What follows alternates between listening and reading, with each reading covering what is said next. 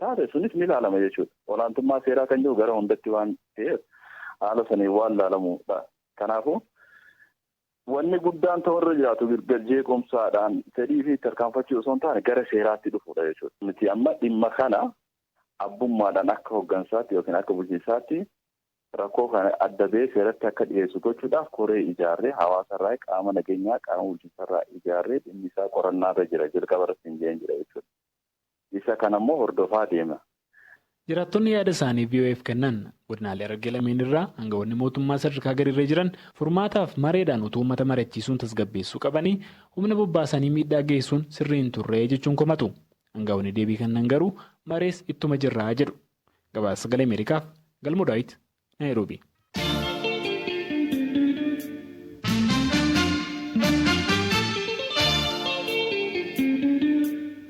Rasaasaan dhawamee ajjeesamuu artistii beekamaa Haacaaluu Hundeessaa ilaalchisee gaddi shaamaa mormii ibsuu sirni yaadannoo artistichaa fi mormiileen magaalaalee fi kutaalee adda addaa as Yuunaayitid Isteets, Kanadaa, Biriteen, Jarmanii, Suudinii fi Neezerlaandis keessatti guyyoota 3 walitti fufee geggeessamaa jira. Sirni yaadannoo halkan dabre Minisootaatti geggeessame immoo isa guddicha jedhamee jira.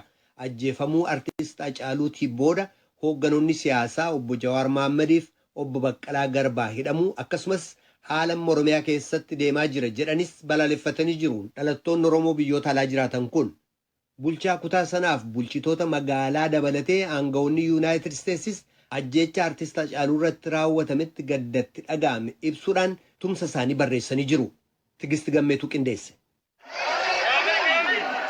Hawaasni Oromoo Minisootaa ajjeefamuun artist Haacaaluu Hundeessaa gaafa dhagahame qabee guyyaa guyyaadhaan hiriira fi yaadannoo addaan hin kunne.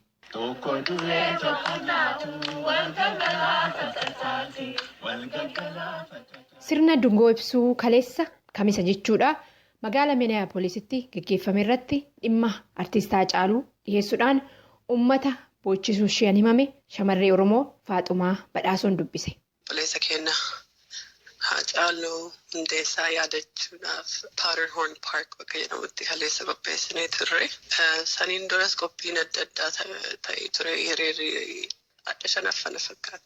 Nama meeqa hirmaatee tilmaaman jechuudha. Wanni jiru mirri jiru hawaasa bira maal fakkaata? Namni baay'inaan itti hirmaatee namni miiraa baay'een deema. Irra guddaan gadda jechaan himamuu hin dandeenye. Namni baay'een dubbachuuyyuu dadhabee kun aarii guddatutti dhaga'ame. Namni tokko immoo dhugamaa ittiin fakkaatu haga ammaatti. Fuulduraaf waan addaa waldaan hawaasa Oromooillee waan adda addaa irraa hojjechuu jirra jedhanii amma yeroo argitu hiriiraan booda namni manatti hin galu. Dargaggoonnis mari'achuu jiranii waldaan hawaasa Oromooillee mari'achuu jira. Walumaa galatti namuu fuuldura akkamitti deemnaa akkamitti uummata keenya gargaaruu dandeenyaa akkamitti seenaa Haacaaluu akkuma inni yeroo jiraatee nu dubbatu sanitti isaa dubbachuu dandeenyanii baay'ee marii guddatu deemaa jira. Karaa biraatiin hooggantoonni mootummaatii fi bulchitoonni godina Minisootaas ajjeechaa artistii Oromoo beekamaa kanaan gadda itti dhagahame ibsaatii hawaasa isaanii hawaasa Oromoo godinicha keessa jiraatu bira akka dhaabbatan ibsaatii jiran. Bulchaan godina Minisootaa Tiim Woz Haacaaluu Hundeessaa muuziqaan addunyaa kanarratti lapheedhaaf sammuu namoota hedduu akka jijjiiru agarsiisee jedhanii hawaasa Oromoo sagalee jabaadhaaf hojii jabaa Haacaaluu Hundeessaa dhabaniif gadda itti dhagahame karaa tiwutarii ibsaniiru. Kantiibaan magaaluma godina Minisootaa keessa jirtu Seent Pool Malviin Kaartar karaa isaaniitiin hawaasa keenya nama muuziqaatii fi qabsoo Haacaaluu Hundeessaa dhabe wajjin jirraa. Artistiin kun hawwii hawaasa keenyaa calaqqisiisaa ture hawaasa keenya bira dhaabbannaa jedhan. Godinuma Minisootarraa bakka buutuun uummataa Ilhaan Omaar addunyaan tun namoota uummata isaanii qaroomina siyaasaa barsiisaniif tolteen beektu jedhanii muuziqaa fi hojiiwwan Haacaaluu Hundeessaa uummata Oromootiif uummata kaaniifillee abdii kennaa ture. Rest in power nagahaan boqadhu Haacaaluu jechuudhaan isaanis karuma miidiyaa hawaasummaa hawaasa isaanii bira akka dhaabbatan ibsaniiru. Asuma Yuunaayitid Isteets keessaa odoon bahin hiriirri fi sirni yaadannoo kun itti fufeera. Waashingtan DC, Siyaatilii fi Teeksaas san keessayi. Gara Awurooppaa hoo dabarree Neezerlaand, Siwiidin, UK akkasumas Jarman keessatti qophiiwwan wal fakkaatan geggeeffamaati jiran. Maqaan koo Abduu Qaadii Abbaa Jabal har'a hiriira mormii gaggeessuudhaaf gara Firaankfurt dhufnee Oromoon keessattuu qeerroon isteetota adda addaa keessaa walitti dhufuudhaan ajjechaa sukkanneessaa artiist Goota Hacaaluu Hundeessaa irratti raawwatame mormuudhaaf akka qulqullaa'u dubbiin kanaanis wal qabatee hidhaa qabsaa'ota gameeyyii akka Jawaar Mohaammed, Baqqalee Garbaa fi kan biroo irratti maqaballeessii yookaan immoo himannaa kijibaatiin baname mormuudhaaf itti fufiinsa qaba. Mormiin kun har'a Firaankfurt irratti gaggeeffame qoonsilaa Itoophiyaa fuuldureetti tilmaamaan gara nama 1,000tu hirmaate yeroo itti aanu keessattis ittuma fufa jechaa gabaabinatti. Lammiiwwan Oromoo biyyoota alaa jiraatan Hacaaluu Hundeessaa halaala qofaa miti hin beekan. Yeroo adda addaatti as Yuunaayitid Isteets, Kaanaadaadhaa fi Awurooppaa keessa akkasumas biyyoota kaan keessa deemee hojiisaa dhiheessaa turuunsaa hin yaadatama. Qophii kiyyaarraa kanumaan hin xumura. Ani Tigist Gammeeti.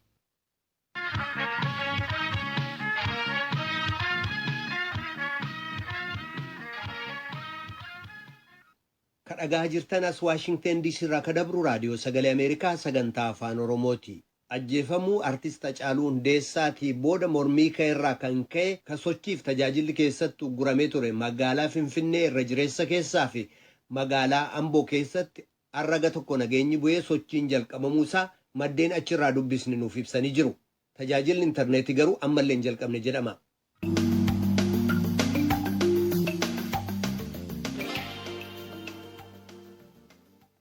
Geggeessaa reeffaa artist Hacaaluu Hundeessaa irratti kanneen qabaman hoogganoonni KFO obbo Jawaar Mohaammed, obbo Baqqalaa Garbaa fi obbo Hamzaa Booranaa kaleessa mana murtiitti dhiyaatanii beellamni kabiraan mana murtiin kennamuufiin himamee jira. Dhimma kana adda baafachuudhaaf abukaatoolee fi maatiilee isaanii quunnamuu yaallayyuu agammaatti kan arganne haadha warraa obbo Baqqalaa Garbaa Aadde Annaa Raggaasaa qofa.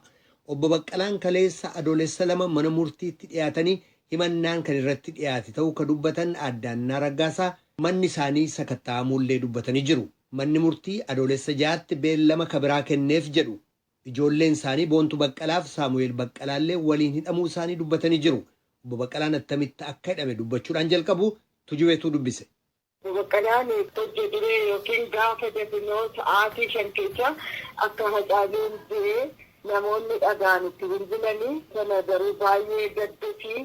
Gaafa lammaffoo yookiin gaafa facaasaa akkuma namni biraanni boo'icha dhaqeef jedhu boo'icha dhaqeef gaafa ka'u ijoolleen isaa Boontuu Baqqalaa Garbaa fi Saamu'eel Baqqalaa Garbaa akkasumas durbiin Boontuudhaa mucaan Kiyyaa Balaachoo jedhamu ijoolli makootee wajjin wajjin jiraataa gaafa sana konkolaataa kan oofeetu isa ture. Egaa afur ta'anii mana ba'anii gara boo'icha sanaa deemanii lafa sana ga'anii gaafa jiran jaalaa kan akka hin dhageessisutti uummanni gara Ambootti dhufee naannoo sana jiru daandii cufee Hacaaluun beeksisaa Finfinneetti deebi'uu qabaa. Hacaaluun lafa qabsaa'eetitti achitti awwaalamuu qabaa. Namoonni isaaf bu'anii jaalala isaaf qaban mul'isanii seenaan isaaf achitti dubbatanii achitti awwaalamuu qaba isa jedhuuni uummanni didee fuudhee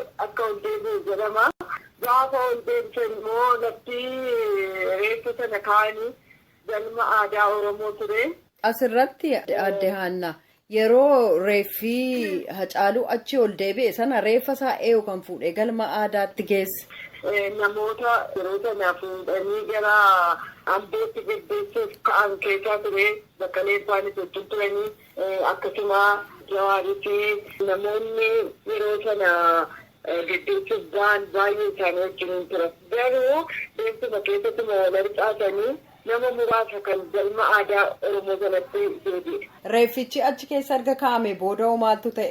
Reeffa sana erga galma aadaatti galchuuf iyyamamoo hin taane xinnoo ishee erga dugdaa uumanii booda kan galma aadaa Oromoo sanatti ol galchanii akkuma ol galchanii xiqqoo turaniin immoo raayyaan ittisa biyyaa reeffa fudhannoo deebisee naaf fudhadhaatti hin jedhame maaliif mormii achitti kaasuun hin barbaachise qilleensi yeroo sana keessa ture gaarii sababa hin turreefi warri raayyaa ittisa biyyaati miira gaarii turre akka miira inni keessa turan reeffa nuu kennaa jennaani sada jedhanii na fudhaatti jedhanii kana booddee ijoollee jawaarii nuti hiikkadhaa jedhanii ijoolleen jawaarii sun hiikkattee isaan reeffa fudhatanii sokkanii gaafa reeffi achi fagaatee jedhu achi as deebanii jawaarii baqqalee warra isaa wajjin turan warroota akka boonaa aangaa kan hundumaa kallattiidhaan yeroo sana kan mucaan kun ittiin baqqaleedhaa fi jawaarii fudhatanii sokkanii jette.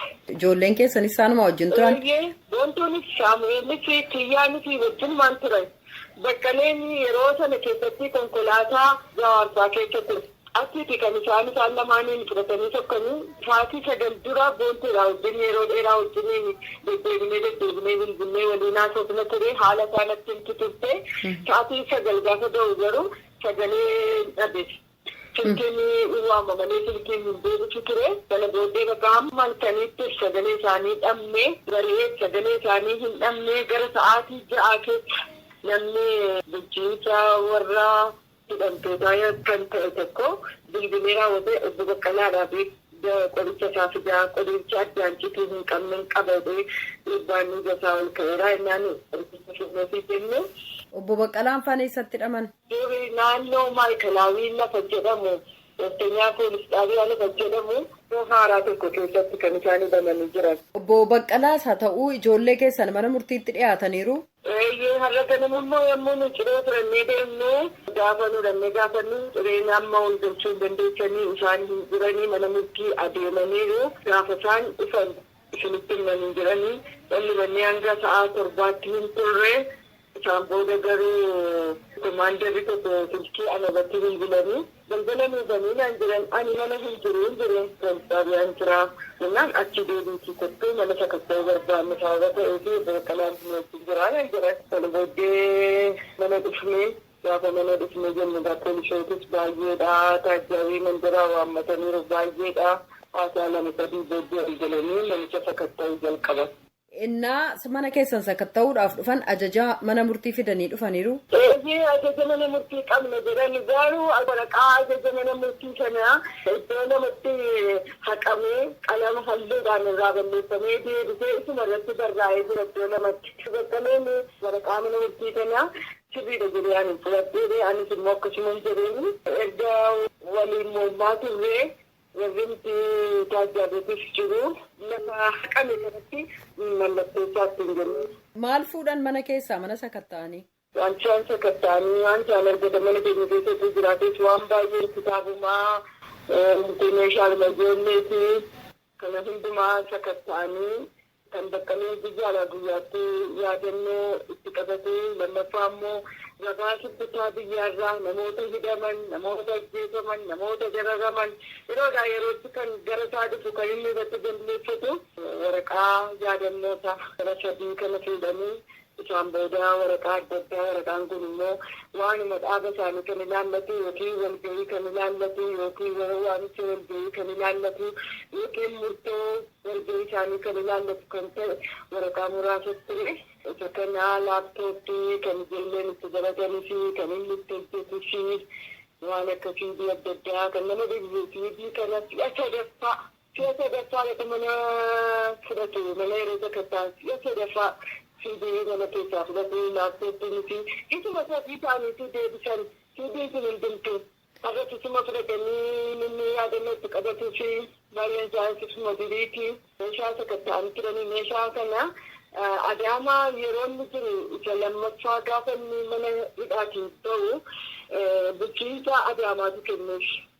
Eeyyama qaba meeshaan sun. Bulchiinsa Adaamaatu kenneefi iyyamaan kennaniifi isuma kan nama dhibu meeshaan kun hin hojjetu kan isaan fudhatanii gaasuma kana fudhatanii gara sa'aatii 9 walakkaa keessa deemu. Himannaa maaliit irratti dhiyaate obbo Baqqalaa wajjin haasoftaniittu haalli obbo Baqqalaan keessa jiranoo maal fakkaata? Himannaan Baqqalee irratti kallattiidhaan dhiyaate shakkii ajjeechaa kan jedhudha. Shakkii ajjeechaa jedha malee kan jedhu dubartiidha hin jedhu maqaa hin qabu shakkii ajjeechaa kanuma jedhuudhaan kan isaanii har'a himatatti banan. Ijoollee keessan irratti himannaan baname maalidhaan? Ijoollee irratti himannaan banamee mana murtii oolanii garuu kan ijoollee kanaa mata duree isaa hin dhageenye garuu ijoollee irratti himannaan banameera. Namoonni tokko gaafa dubbatanii alaa haala fayyummaa obbo Baqqalaa laalchisee fuulli isaanii akka itti dhidhiita'uu ta'eera jedhu. Obbo Baqqalaan haalli fayyummaa isaanii maal fakkaata? Baqqalaan akkuma namoonni jedhanii fuulli isaa gar tokkoon durumaa iji isaa gara mirgaa alarjitii qaba baay'ee dhukkubaa ture kana namoonni baay'een isin beekeroonni jalqabaa hidhameeti lammaffaa yeroo inni galuuti iji isaa kun baay'ee dhukkuba ture kaleessa gaafa hojjetee gaafa kaleessi lammaffoo halkanii na hoosiseedha. Na hoosisee jennaan nooqee achumaan na gurraacha'ee na dhiita'ee jedhe dhuguma gurraacheera dhuguma dhiita'eera iji isaa baay'eetti diimateera. Ani shakkeen gaafadhe maal taatee naanni namisitti beekira namni tokko namatti hin buune. Wayyaan ani uffadhu ta'ee ani hin beeku manni nu keessa bullu sana mannichi cufaatti waan tureetti fakkaata isaan kan ta'e alarjitii natti uumameeti malee waa tokko namni natti hin buune naan jedha naa gara koo. Tole egaa beellama kennaniiruu fi oomitti beellama mana murtii kabiroo. Beellama gaafa ja'aatti. Adoolessa ja'a jechuudha. Adoolessa ja'aatti beellamanii. Aadde Haannaa Raggaasaa haadha warraa Obbo Baqqalaa Garbaa ibsanuu kennitaniif hedduu galatoomaa. Anis baay'ee si galateeffadha galatoomaa.